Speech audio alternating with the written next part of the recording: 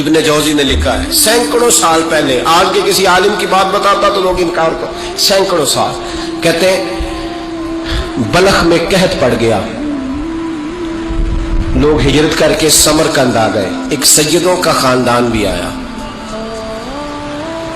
ایک ایسی خاتون بھی آئی جس کے ساتھ 3 بیٹیاں تھی، بیٹا بھی کوئی نہیں، خاوند فوت ہو گیا، مسجد کے ساتھ مہمان خانے بنے ہوتے تھے، وہاں اس نے بچوں کو ٹھہرایا اور نکلی سمرقند میں کہ کوئی آدمی مل جائے، تو وہ سیٹھ صاحب چودھری صاحب کہنے لگے مجھے کیسے پتا چلے گا تو سید ہے، مجھے بتاؤ، کسی کو چوک میں کھڑا کر کے کہا جائے بتاؤ تو کون ہوتا ہے، اس شخص کا کیا اشر ہوتا ہے، کیا حال ہوتا ہے، کہا کیسے پتا چلے گا؟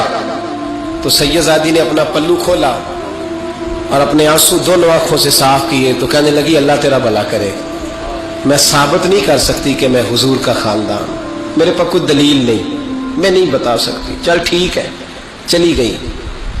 کسی نے بتایا کہ یہاں ایک یہودی بھی رہتا ہے، وہ بڑا سخی ہے، یا آتش پرست ہے یا پارسی ہے کافر غیر، سخی بڑا ہے، اس کے پاس گئی، بیٹھی رہی، لوگ بیٹھے تھے، جب چلے گئے تو قریب گئی، کہنے لگی مجبور ہوں، پریشان ہوں، غریب نہیں ہوں، کہنے لگا بی بی تجھے کبھی دیکھا نہیں، سمرقند کی اتنی آبادی نہیں، میں سارے شہر، تو کون ہے؟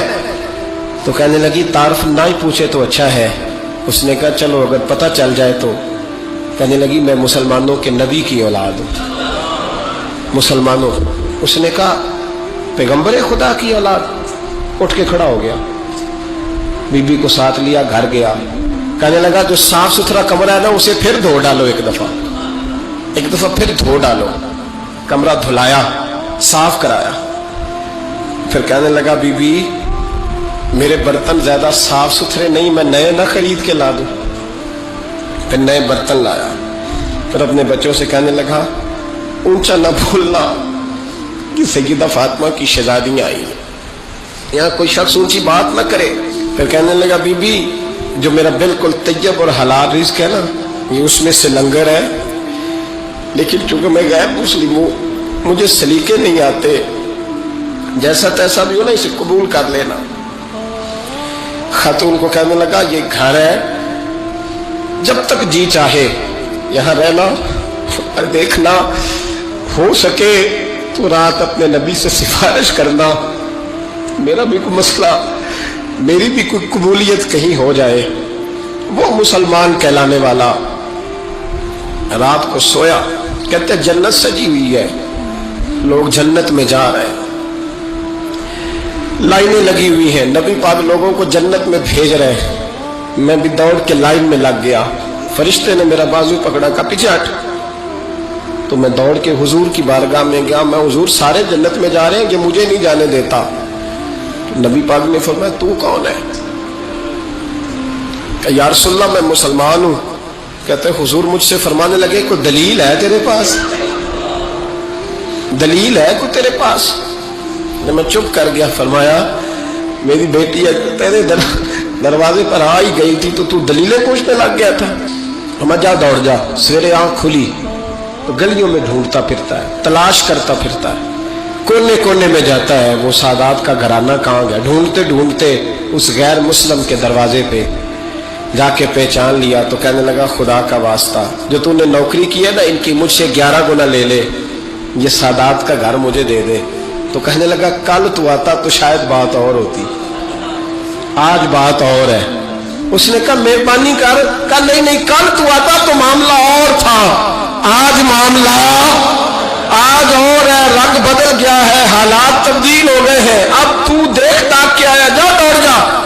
کہنے لگا نہیں مہربانی کر، دے دے، تو غیر مسلم میں تیرا کیا تعلق؟ کہنے لگا چپ کر، غیر مسلم میں کل تک تھا، کل سے سجدوں سے پیار کیا ہے تو میرے حالات سنور گئے ہیں، وہ جو نظارے تو نے رات خواب میں دیکھے ہیں میں نے جاگتی آنکھوں سے دیکھے ہیں، میں نے جاگتی آنکھوں سے، اور تو نے کسی مفتی پیر عالم کے ہاتھ پہ کلمہ پڑھا ہے، میں نے رات محمد عربی کے ہاتھ پہ کلمہ پڑھا۔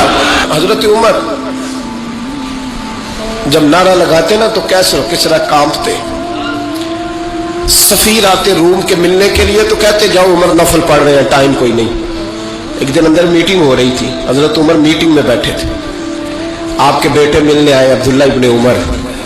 अब्बा जी अंदर आ जाओ। फरमाया दरवाजे पे खड़ा हो, मैं जरूरी बात कर रहा हूँ, अंदर ना आना। जनाब अब्दुल्ला इब्ने उमर कहते मैं दरवाजे पे खड़ा हो गया। थोड़ी देर गुजरी तो इमाम हुसैन भी आ गए। एक हदीस में, एक रवायत में इमाम हसन का लफ्ज भी है। इमाम हुसैन आए, आके अब्दुल्ला इब्ने उमर से कहने लगे उमर फारूक अंदर है? तो कहा वो अंदर तो है। तो कहा आप क्यों दरवाजे पे खड़े?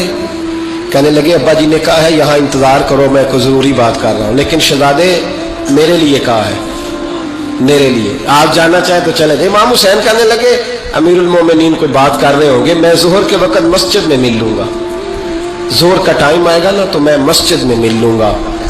ये कह के चले गए। हजरत उमर बाहर आए तो हजरत अब्दुल्ला इब्ने उमर से कहा कि कोई आया तो नहीं?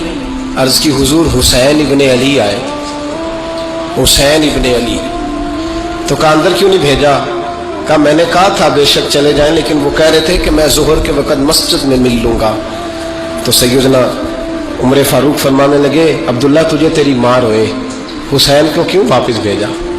फिर उमर, दुनियादारों के सामने डटना, खड़ा होना उमर पे खत्म है, लेकिन जो अंदर की बात है ना, रूह की, जो अकीदत की बात है, जो वफा का रिश्ता है, उसको कौन समझे? ये जो रूह की मजबूरियां हैं, ये जो वफा की मजबूरियां हैं, इसे लोग क्या समझें? इन्हें क्या पता कि मुर्शद के बेटे के पैर चूमने में हुस्न क्या होता है? इन्हें क्या पता कि जब उस्ताद का बेटा घर में आता है तो दिल करता है मकान बेच के इसे दे दें, इसके बाप की नेकियां बड़ी हैं। जनाब उमर फारूक दौड़े गए, इमाम हुसैन के दरवाजे पे दस्तक दी। इमाम हुसैन बाहर रखा, शहजादे यार मिलने आए थे, बगैर मिले क्यों आ गए? अर्ज की कि आप मसरूफ थे, आपके अपने बेटे भी दरवाजे पे खड़े थे, तो मैं वापस आ गया। इमाम हुसैन कहते उमर जज्बात में आ गए, सर से पगड़ी गिर गई, कहने लगे हुसैन मेरे बेटे का और हुसैन का क्या मुकाबला? क्या उसकी माँ का नाम फातिमा ज़हरा है? क्या उसकी नानी का नाम खदीजतुल कुबरा है?